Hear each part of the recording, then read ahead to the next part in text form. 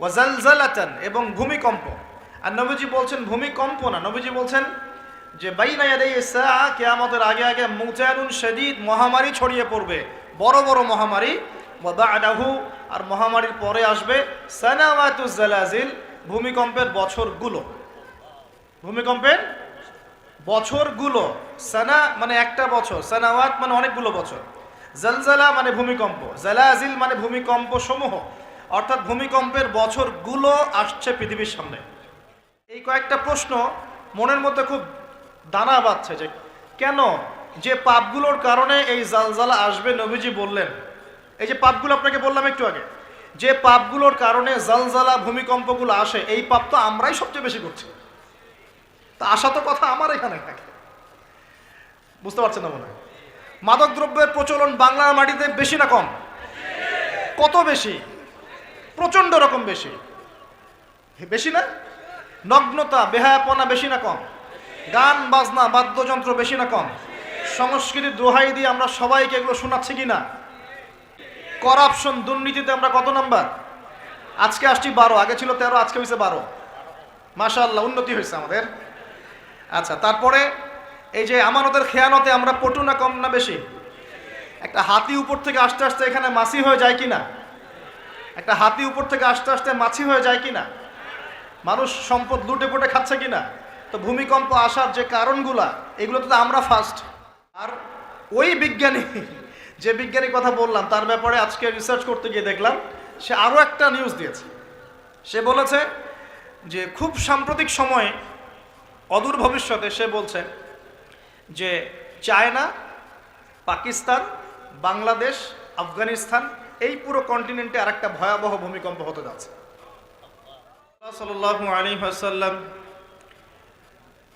একটা অনবদ্য হাদিসের মধ্যে বলছেন, ইযা তুখিযাল ফাইউ দুলান, যখন রাষ্ট্রীয় সম্পদ বা গনিমতের মালগুলোকে মানুষ ব্যক্তিগত সম্পদ মনে করবে, মানুষ মনে করছে কিনা?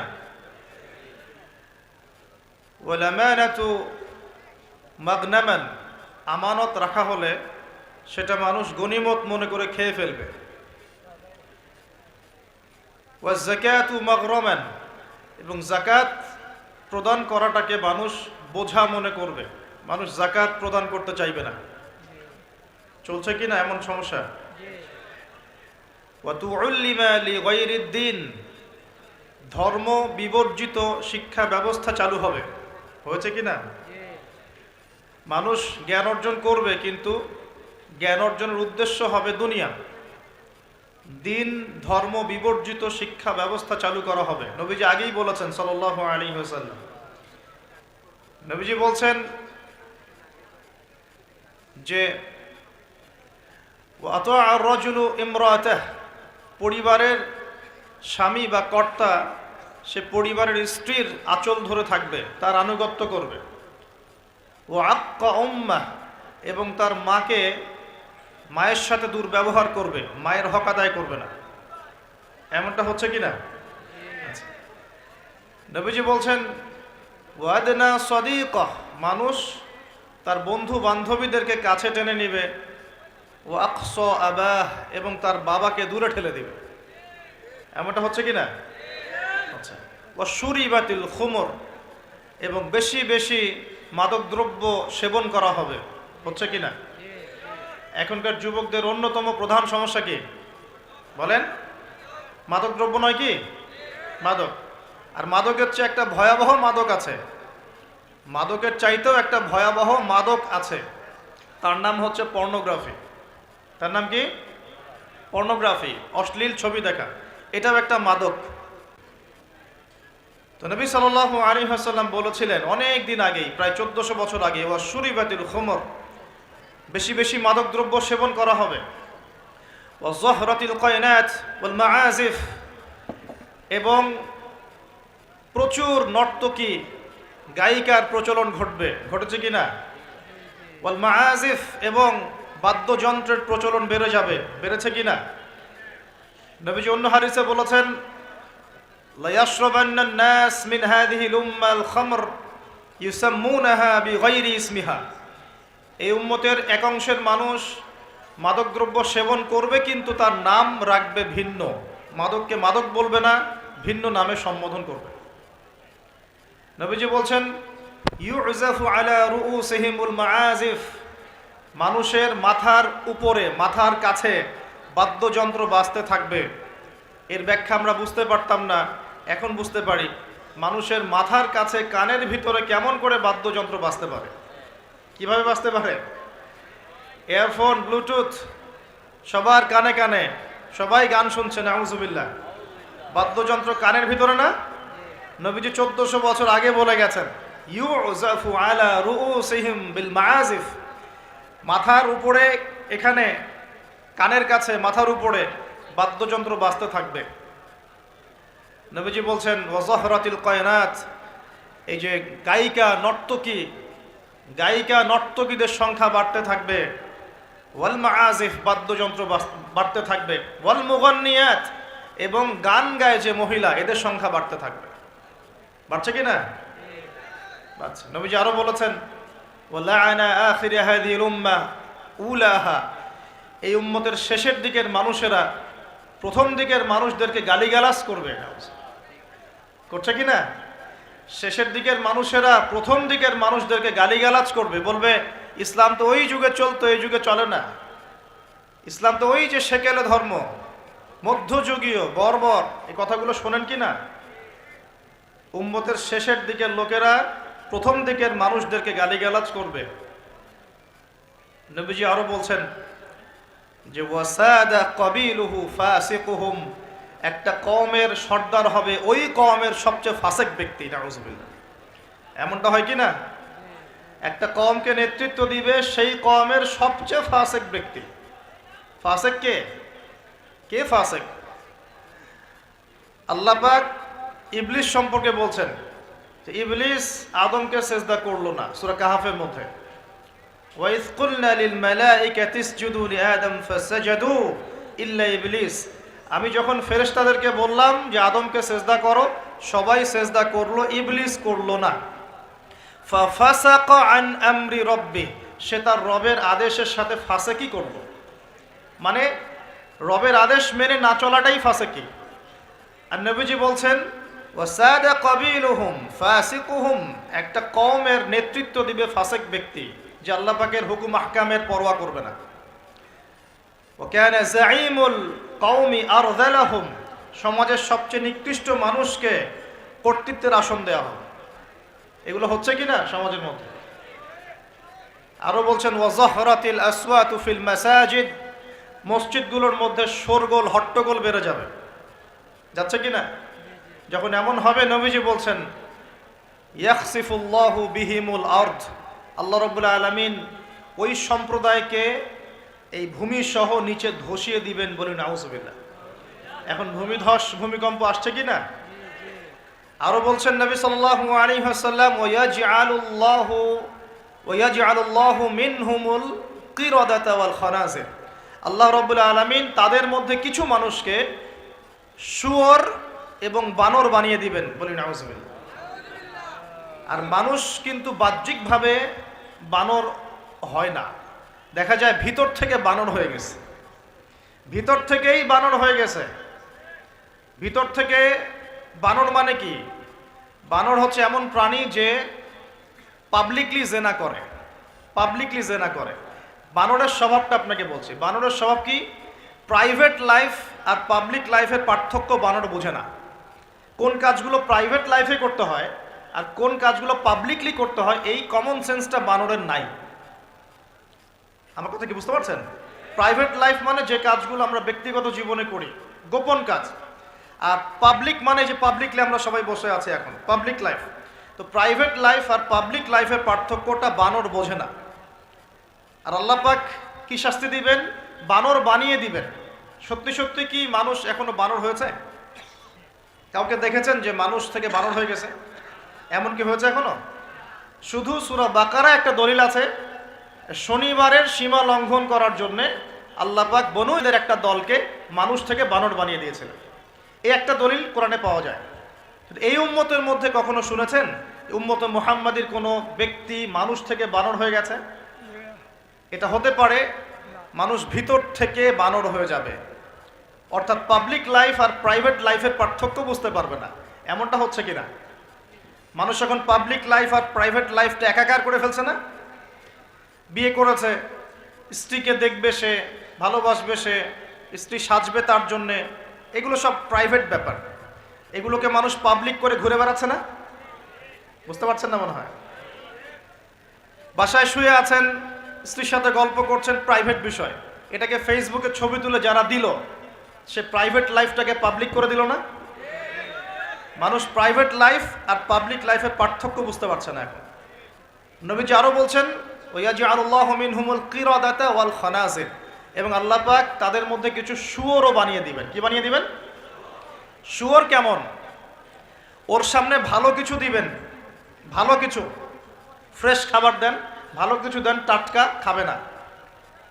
বাসি পচা নোংরা আবর্জনা তার সামনে দিবেন, খুব মজা করে করে খাবে। এখান থেকে কি বুঝলাম? এক শ্রেণীর মানুষ বের হবে এই উম্মতে, যারা হালাল জিনিস ওদের কাছে ভালো লাগবে না, হারাম ভালো লাগবে। বুঝতে পারছেন না মনে হয়? হালাল খাবার দেন, ভাল লাগে না, হারাম মাদক খেতে হয়, গাঁজা খেতে হয়, ইয়াবা খেতে হয়, ফেন্সিডিল খেতে হয়, না হলে ঘুমিয়ে আসে না। গরুকে চড়াবেন তামাকের মাঠ, তামাক যেখানে চাষ হয়। আমরা ওই যে বান্দরবন ওই এলাকার দিকে প্রোগ্রাম করতে গিয়ে দেখেছিলাম, মানে বিঘার পর বিঘা জমিতে খালি তামাক চাষ হচ্ছে, তামাক। তো ওই জমিগুলোর মধ্যে গরু ছাগল চড়ে না, কারণ গরু ছাগলও জানে যে এগুলো খাওয়ার জিনিস না। বুঝতে পারছেন কথা? কিন্তু মানুষ গোগ্রাসে খাচ্ছে, ডলছে, খাচ্ছে, টানছে। শুয়োর কেমন প্রাণী? যার সামনে ভালো কিছু দিলে সে খাবে না, খারাপটা দিলে আপনি খাবেন। হালাল ভালো লাগছে না, হারাম ভালো লাগছে। আল্লাহ পর্দাকে হালাল করেছেন, পর্দা ভালো লাগে না, বেপর্দামি ভালো লাগে। আল্লাহ পাক, আল্লাহ রাব্বুল আলামিন ইসলাম নাজিল করেছেন, কোরআন সুন্নাহ ভালো লাগে না, মানব রচিত ধর্ম ভালো লাগে, মানব রচিত বিধান ভালো লাগে। আল্লাহ রাব্বুল আলামিন হালাল খাবার দিয়েছেন, ভালো লাগছে না, খাবারটাকে ম্যানুফ্যাকচার করে ভেজাল দিয়ে খাওয়াতে হবে। আল্লাহ পাক দিয়েছেন পবিত্র সম্পর্ক, পবিত্র সম্পর্ক ভালো লাগে না, অপবিত্র জেনা ভালো লাগে। আল্লাহ পাক দিয়েছেন পবিত্র বৈবাহিক সম্পর্ক, ভালো লাগে না, পরকীয়া ভালো লাগে। এটাই হতে পারে সেই ব্যাখ্যা আল্লাহ পাক বলছেন, তার নবীর মাধ্যমে জানাচ্ছেন। আল্লাহ পাক এই উম্মতের কিছু মানুষকে বানর বানিয়ে দিবেন, আবার শুয়োর বানিয়ে দিবেন। ভিতর থেকে বানর আর শুয়োর হয়ে যাচ্ছে মানুষ। আর এখন এগুলোই শেখানো হয় যে আমাদের পূর্বপুরুষকে নাকি মানব থেকে তৈরি করা হয়েছে। এই আকীদায় যে বিশ্বাস করে সে স্পষ্ট কাফের। যে এরকম কোন আকীদায় বিশ্বাস করবে সে স্পষ্ট কাফের,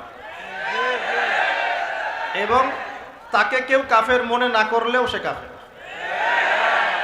এখানে বড় বড় অনেক ওলামায়ে কেরাম আছেন, আমি আসলে তাদের সামনে কথা বলতে লজ্জা বোধ করছি। আপনারা তাদের কাছ থেকে ফতোয়া জিজ্ঞাসা করেন। কেউ যদি বিশ্বাস করে যে আল্লাহ পাক মানুষকে নিজ হাতে আদম আলাইহিস সালামকে সৃষ্টি করেন নাই, বরং মানুষ বানর থেকে আস্তে আস্তে আস্তে আস্তে মানুষ হয়েছে, এই কথা যদি কেউ বিশ্বাস করে, তাহলে সে ঈমান থাকবে না কুফরি হবে? ঈমান থাকবে? কোশ্চিন কালেও না। একজনকে চার্জ করা হচ্ছে। অবশ্যই এখানে একটা বিষয় আছে, এটা হয়তো সবাই ধরতে পারছে না। এখানে কিন্তু ইস্যু কয়েকটা আছে। একটা হচ্ছে বিবর্তনবাদ, একটা হচ্ছে ইতিহাস বিকৃতি, একটা হচ্ছে ইসলামিক যে মুভমেন্ট সেটাকে সবার সামনে নেগেটিভলি উপস্থাপন করা। এরকম কিছু ইস্যু কিন্তু উঠেছে। আমরা কিন্তু ব্যস্ত হয়ে আছি এই বানর আর মানুষ নিয়ে, তাই না? এখানে বানর আর মানুষটা মূল জিনিস না। এই পুরো জিনিসটার মূল বিষয়টা হচ্ছে এমন কিছু প্রবর্তন করার চেষ্টা করা হচ্ছে যেগুলোর উপরে যদি আমাদের প্রজন্ম 10, 20, 30 বছর পড়াশোনা করে, তাহলে 20 বছর পর একটা প্রজন্ম আসবে যারা আল্লাহকেই চিনবে না। এইটা উদ্দেশ্য ছিল, এটা উদ্দেশ্য। আরেকটা বড় উদ্দেশ্য হচ্ছে ইতিহাসকে বিকৃত করা। খেয়াল করে দেখবেন, ফরায়েজি আন্দোলন, হাজী মোহাম্মদ শরীয়তুল্লাহ, তিতুমির, এই যে ইংরেজ বিরোধী বিপ্লবে যারা সর্বোচ্চ নেতৃত্ব দিয়েছিলেন, আলহামদুলিল্লাহ, তাদের নামগুলো আস্তে আস্তে আস্তে আস্তে কিন্তু মুছে ফেলার চেষ্টা করা হচ্ছে। এবং এই জায়গায় কিন্তু এমন কিছু শাসনকে হাইলাইট করা হচ্ছে, যেমন সেন শাসন, খেয়াল করেন নাই? তাদেরকে হাইলাইট করার চেষ্টা করা হচ্ছে এটা খুব ভালো ছিল। একটা জায়গায় দেখলাম লিখেছে ওইটা নাকি গণতান্ত্রিক ছিল। তা আমরা প্রশ্ন করতে চাই, ওই সময় গণতন্ত্র ছিল? সেন আর পাল বংশের সময় গণতন্ত্র বলে কিছু ছিল? কি দিয়ে মানুষকে কি শেখাচ্ছে আল্লাহ ভালো জানে। তো শিক্ষা ব্যবস্থার বেহাল দশা। কি দশা? বেহাল দশা। আমাদের সন্তানদের ব্যাপারে যদি আমরা সতর্ক না হই, তাহলে ওই যে নবীজি বললেন ওয়াতুউল্লিমা লিগাইরিদ্দিন, ভূমিকম্প, আল্লাহর আযাব গজব আসার অন্যতম কারণ হবে ধর্ম বিবর্জিত শিক্ষা চালু করা। এবার শোনেন কি আযাব আসবে এই কাজগুলো করলে। এই কাজগুলো করলে কি আযাব আসবে একটু শোনেন, এরপরে আমি সামনের দিকে যাচ্ছি। কাজগুলো কি? যখন আমরা আমানতের খেয়ানত করব, এক, যখন গনিমতের মাল রাষ্ট্রীয় সম্পদকে নিজের বলে চালিয়ে দিব, যখন আমরা স্ত্রীদের আনুগত্য করে মাকে কষ্ট দিব, বন্ধুদেরকে কাছে টেনে নিয়ে বাবাকে কষ্ট দিব, যখন ধর্ম বিবর্জিত শিক্ষা চালু করব, যখন আমরা গায়িকা নর্তকীদেরকে বেশি প্রমোট করব, তাদেরকে বাড়িয়ে দিব, মসজিদে হট্টগোল বেড়ে যাবে, কানের কাছে বাদ্যযন্ত্র বাজবে, জেনা বাড়বে, অশ্লীলতা বাড়বে, ফাহেসা কাজ বাড়বে, এবং কমে নেতৃত্ব দিবে ফাসেক ব্যক্তি, সমাজের সবচেয়ে নিচু শ্রেণীর মানুষ উঁচু উঁচু বিল্ডিং নির্মাণের প্রতিযোগিতা করবে, এবং দাসী তার মনিবকে জন্ম দিবে, মানে সত্য মিথ্যা ন্যায় অন্যায়ের মানদণ্ড উল্টে যাবে। যখন এমন হবে তখন নবীজি বলছেন ফালইয়ারতাকিবু ইনদা যালিকা, তখন ধেয়ে আসবে। কি ধেয়ে আসবে? এক নাম্বার রিহান হামরা, উত্তপ্ত, কঠিন উত্তপ্ত একটা গরম বাতাসের আযাব পৃথিবীবাসীর দিকে আসতে থাকবে। এমন আযাব কি এসেছে?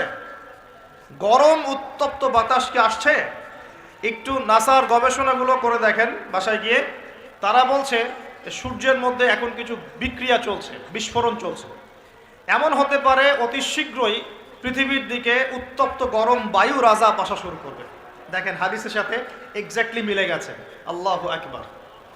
রিহান হামরা মানে গরম উত্তপ্ত বাতাস আসবে পৃথিবীর দিকে, এবং মনে করবেন না এই বাতাস যদি গায়ে লাগে খুব কমফোর্টেবল ফিল হবে, বরং এর ফলশ্রুতিতে দেখা যাবে ফসল নষ্ট হয়ে যেতে পারে, বৃষ্টিপাত বন্ধ হয়ে যেতে পারে, খরা হতে পারে, মরুকরণ হতে পারে, আর অনেক সমস্যা হতে পারে, পানির স্তর নিচে নেমে যেতে পারে। রিহান হামরা। আরেকটা হচ্ছে দুই, ওয়াজালজালাতান, এবং ভূমিকম্প। আর নবীজি বলছেন ভূমিকম্প না, নবীজি বলছেন যে বাইনা ইয়াদাইস সাআ, কিয়ামতের আগে আগে মুতানুন শাদীদ, মহামারী ছড়িয়ে পড়বে, বড় বড় মহামারী। ওয়া বা'দাহু, আর মহামারীর পরে আসবে সানাওয়াতুজ জালাজিল, ভূমিকম্পের বছরগুলো। ভূমিকম্পের বছরগুলো। সানা মানে একটা বছর, সানাওয়াত মানে অনেকগুলো বছর, জালজালা মানে ভূমিকম্প, জালাজিল মানে ভূমিকম্প সমূহ, অর্থাৎ ভূমিকম্পের বছরগুলো আসছে পৃথিবীর সামনে। আপনারা তুরস্কের ভূমিকম্প সম্পর্কে জানেন। কিছু বিষয় আছে যেটা আমি এখনো মেলাতে পারছি না। বুঝলাম যে ভূমিকম্প আল্লাহ পাকের আযাব, আল্লাহর গজব। কাফের মুশরিক মুনাফিকদের উপর যখন আসে তখন এটা গজব বলেই ধরে নেওয়া যায়, আর যখন মুমিন মুসলিমদের উপরে আসে তখন আমরা মনে করি এটা আমাদের হয়তো পাপের শাস্তি, বা আল্লাহ পাক আমাদেরকে সতর্ক করছেন, অথবা রহমত, এর মধ্য দিয়ে আল্লাহ গুনাহ মাফ করে দিবেন, আমরা এমনটা মনে করি। কিন্তু কিছু পয়েন্টস এখনো মিলাতে পারছি না।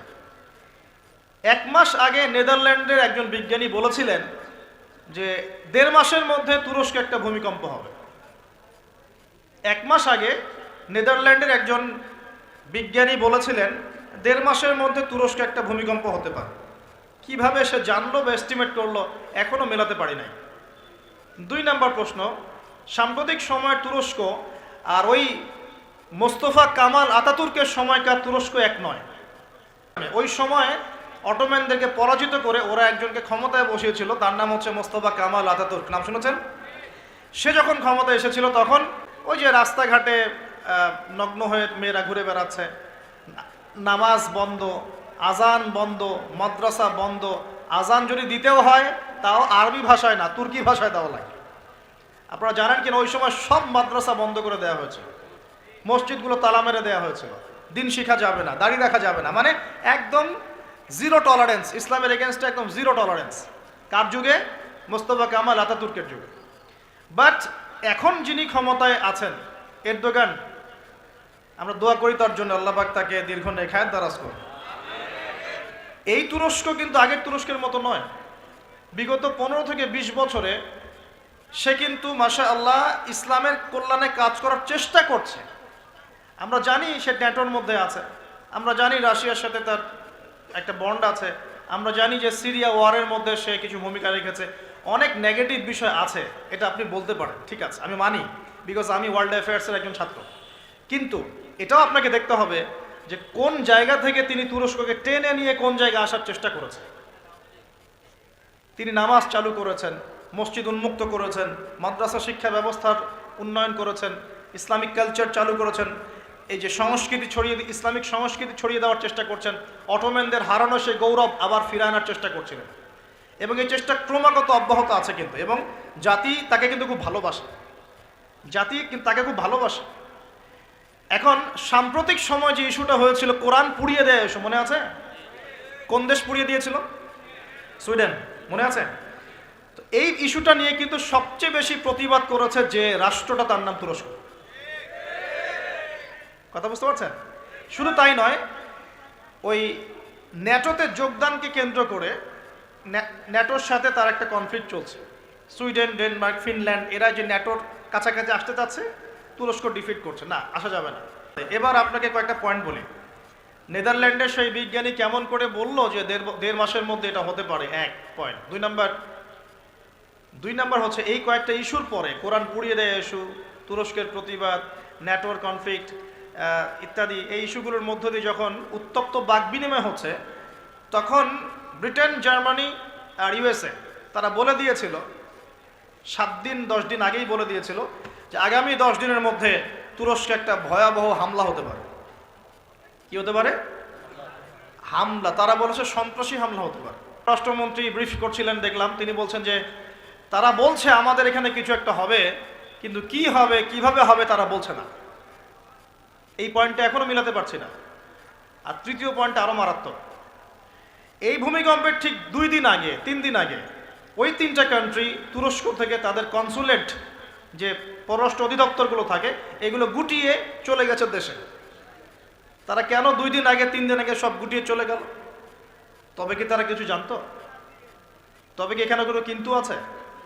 থাকতেও পারে, থাকতে পারে। আমরা তো গায়েবের খবর জানি না, জানি গায়েবের খবর আমরা জানি না। তবে এই কয়েকটা প্রশ্ন মনের মধ্যে খুব দানা বাঁধছে যে কেন, যে পাপগুলোর কারণে এই জালজালা আসবে নবীজি বললেন। এই যে পাপগুলো আপনাকে বললাম একটু আগে, যে পাপগুলোর কারণে জালজালা ভূমিকম্পগুলো আসে, এই পাপ তো আমরাই সবচেয়ে বেশি করছি। তা আসা তো কথা আমার এখানে থাকে, বুঝতে পারছেন না মনে হয়? মাদকদ্রব্যের প্রচলন বাংলার মাটিতে বেশি না কম? কত বেশি? প্রচন্ড রকম বেশি। বেশি না? নগ্নতা, বেহায়াপনা বেশি না কম? গান বাজনা, বাদ্যযন্ত্র বেশি না কম? সংস্কৃতির দোহাই দিয়ে আমরা সবাইকে এগুলো শোনাচ্ছি কিনা? করাপশন, দুর্নীতিতে আমরা কত নাম্বার? আজকে আসছি 12, আগে ছিল 13, আজকে হয়েছে 12। মাশাআল্লাহ, উন্নতি হয়েছে আমাদের। আচ্ছা, তারপরে এই যে আমানতের খেয়ানতে আমরা পটু না কম না বেশি? একটা হাতি উপর থেকে আস্তে আস্তে এখানে মাছি হয়ে যায় কিনা? একটা হাতি উপর থেকে আস্তে আস্তে মাছি হয়ে যায় কিনা? মানুষ সম্পদ লুটে পুটে খাচ্ছে কিনা? তো ভূমিকম্প আসার যে কারণগুলা, এগুলো তো আমরা ফার্স্ট। তাহলে ওখানে এত বড় আযাব কেন? এটা প্রশ্ন না? আল্লাহ পাক উত্তর ভালো জানেন। তবে হতে পারে এটা পুরো মুসলিমদের জন্য একটা শিক্ষা। যদি তোমরা সতর্ক না হও তাহলে তোমাদের কাছেও কিন্তু এই আযাব আসবে। আর ওই বিজ্ঞানী, যে বিজ্ঞানীর কথা বললাম, তার ব্যাপারে আজকে রিসার্চ করতে গিয়ে দেখলাম সে আরও একটা নিউজ দিয়েছে। সে বলেছে যে খুব সাম্প্রতিক সময়ে, অদূর ভবিষ্যতে, সে বলছে যে চায়না, পাকিস্তান, বাংলাদেশ, আফগানিস্তান, এই পুরো কন্টিনেন্টে আরেকটা ভয়াবহ ভূমিকম্প হতে যাচ্ছে। দুটো প্রশ্ন করবো, সে কেমন করে এস্টিমেট করতে পারে আর তার কথা ফলতেছে কিভাবে? তবে সায়েন্স বলছে, এবং কোরআন হাদিস থেকে আমরা এটাও দেখছি যে হ্যাঁ, ভূমিকম্প যে পাপের কারণে আসে, এই পাপগুলো আমরা কিন্তু করছি, কম বেশি সবাই করছি। আর 2 নাম্বার হচ্ছে যে টেকটনিক প্লেটের কথাগুলো বলা হয়, বা এই যে ফ্রন্ট লাইনগুলোর কথা বলা হয়, এগুলোও কিন্তু আমাদের দেশ পাকিস্তান, আফগানিস্তান, চায়নার দিকে আছে, মায়ানমারের দিকে আছে। আর এটা হাদিস থেকে আমি জানি যে কিয়ামতের আগে আগে 3টা বড় বড় ভূমিকম্প হবে। কয়টা ভাই? 3টা। এই কিয়ামতের 10টা বড় আলামতের মধ্যে এই 3টা হচ্ছে অন্যতম। নবীজি বলেছেন, একটা হচ্ছে পৃথিবীর পূর্ব দিকে যেখানে আমরা বসবাস করি, Bangladesh, Pakistan, Sri Lanka, India, Myanmar, Indonesia, Malaysia, এই পূর্ব দিক, এদিকে একটা ভূমিধস হবে। একটা হলো পৃথিবীর পশ্চিমে। আর 3 নাম্বার হচ্ছে পৃথিবীর মাঝখানে জাজিরাতুল আরবিয়া, অ্যারাবিক পেনিনসুলার মধ্যে একটা ভূমিকম্প হতে পারে। এই 3টা হবেই, রাসূল সাল্লাল্লাহু আলাইহি ওয়াসাল্লাম বলেছেন। আর তিনি আরো বলে গেলেন যে বাবাদাহু সানাওয়াতু জালাজিল, মহামারীর পরে আসবে ভূমিকম্পের বছরগুলো। এই পুরো বিষয়গুলো একত্রিত করলে আমাদের সচেতন হওয়ার দরকার আছে কি নাই? এখন কি আমরা সবাই 20-30 তলা বিল্ডিং বানানো শুরু করব? সচেতন মানে কি? আমরা কি আশ্রয় কেন্দ্র বেশি বেশি বানানো শুরু করব? আমরা আরো ওই যে কিছু কিছু সিমেন্টের অ্যাড দেখায়, এই সিমেন্টে বাড়ি বানালে ভূমিকম্পেও কাঁপবে না, এগুলো করব আমরা? নাকি সর্বপ্রথম কি প্রয়োজন? আধ্যাত্মিক পবিত্রতা প্রয়োজন, তাসকিয়া প্রয়োজন। আল্লাহ পাক আমাদের সবাইকে তওবা করে ফিরে আসার তৌফিক দান করুন। আপনারা বাসায় গিয়ে একটা প্রযুক্তি সম্পর্কে পড়াশোনা করেন, আমি আর কিছু বলে দিব না পাবলিকলি। প্রযুক্তিটার নাম হচ্ছে হার্প, HAARP, হার্প। এই প্রযুক্তি কি, কেন, এর দিয়ে কি করা যায় না করা যায়, এটা নিয়ে একটু বাসায় গিয়ে পড়াশোনা করে দেখেন, মনে থাকবে? HAARP, হার্প, মনে থাকবে? এখনই গুগল সার্চ করে রেখে দেন, বাসায় গিয়ে পড়াশোনা করেন কি জিনিস এটা, কি করা যায় এটা দিয়ে। প্রত্যেক ভূমিকম্পেই পৃথিবীর আর্নিক গতির পরিবর্তন হচ্ছে। সায়েন্টিস্টরা এখন বলছেন পৃথিবীর ভিতরে ইনার কোর বলে যে জায়গাটা আছে, এটা এখন উল্টা দিকে ঘোরা শুরু করেছে। তো একদিন যে 1 বছরের সমান হবে এই বিষয়ে আমার কোনো সন্দেহ নাই। মহাবিশ্বে এমন কিছু একটা হবে যাতে করে পৃথিবীর আর্নিক গতির মধ্যে পরিবর্তন আসবেই।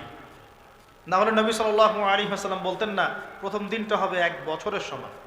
সাহাবীরাও প্রশ্ন করছেন, ইয়া রাসূলুল্লাহ সাল্লাল্লাহু আলাইহি ওয়াসাল্লাম, আমরা তখন কিভাবে নামাজ পড়ব? নবীজি বললেন, তোমরা অনুমান করে হিসেব করে নামাজ পড়ে নিবে। মনে করেন যদি এখন সূর্য আর না ওঠে, তাহলে কি আমরা একটা টাইম বের করে করে নামাজ পড়তে পারবো না? মনে করেন সকালে সূর্য উঠেছে আর রাত হচ্ছে না, আটকে গেছে পৃথিবী, তাহলে কি টাইম হিসেব করে করে নামাজ পড়তে পারবো কি না? নবীজি এই পরামর্শ দিচ্ছিলেন যে তোমরা সময় হিসেব করে নামাজ পড়ে নেবে। দ্বিতীয় দিনটা হবে 1 মাসের সমান, আর তৃতীয় দিনটা হবে 1 সপ্তাহের সমান। এবং সে এই পৃথিবীটাকে শাসন করবেই। এবং নবীজি একটা হাদিসে বলছেন, পৃথিবীর মক্কা মদিনা বাদ দিয়ে এমন কোনো জায়গা নাই যেখানে সে বিচরণ করবে না। সলফে সালাহিন বলছেন তার বিচরণ দুভাগেও হতে পারে। এক, সে নিজে বিচরণ করবে, আল্লাহ তাকে সেই ক্ষমতা দিবেন, অথবা সে প্রত্যেকটা জায়গায় তার অনুসারী তৈরি করবে যারা তার হয়ে কাজ করবে। দুটো ব্যাখ্যাই যৌক্তিক, যৌক্তিক না? একজন ব্যক্তি কি একা একাই বিশ্বকে শাসন করতে পারে, নাকি তার কোনো ফলোয়ার্স লাগবে? ফলোয়ার্স লাগবে না? এখানে তার ফলোয়ার্স কারা? নবীজি বলছেন ইস্পাহানের 70,000 ইহুদি তাকে ফলো করবে। কত হাজার? 70,000। আর আপনাদেরকে জানিয়ে রাখি, তাদের ধর্মগ্রন্থে একটা ধোঁকা আছে। কি ধোঁকাবাজি? তারা মনে করে যে তাদের একজন মাসিহ আসবে। কে আসবে? মাসিহ মানে ত্রাণকর্তা, উদ্ধারকারী, যে আসলে তারা বিশ্বকে শাসন করবে। কারা এমনটা মনে করে? ইহুদিরা মনে করে। তারা মনে করে তাদের একজন মাসিহ আসবে, তারা যখন আসবে তখন তারা বিশ্বটাকে শাসন করা শুরু করবে। আস্তে আস্তে কি তারা বিশ্ব শাসন করছে কি না বলেন?